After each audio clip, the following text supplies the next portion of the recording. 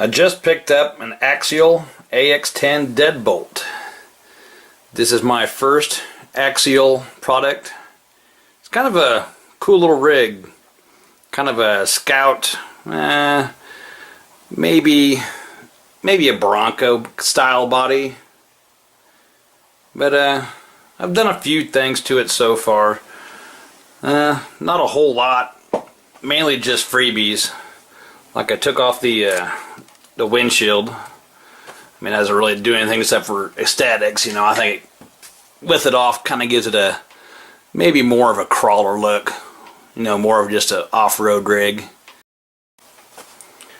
And the next thing I did was I took the battery tray, which used to be in the rear, which is great if you like pulling wheelies because it'll stand right up with no problem that way, but really need your weight bias up front so it doesn't pull wheelies or flop over when you're trying to climb up on things. So that's another freebie. It's fairly simple. It's 4 bolts for the battery tray, here, and then on the opposite side.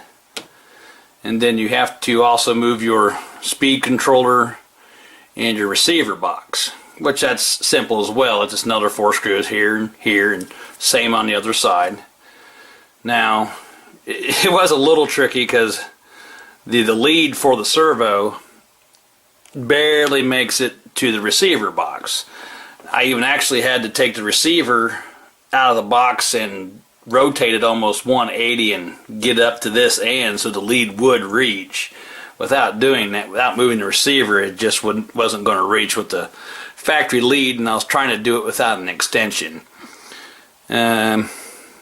First paid part, if you will, was the Dean's connector. You know, nobody likes Tamiya plugs, or junky, and from 1943 nobody wants that anymore.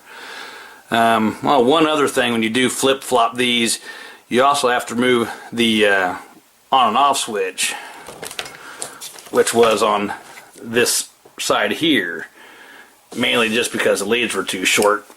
So nothing major, just some screws and some plugs, no big deal. Went quite simple.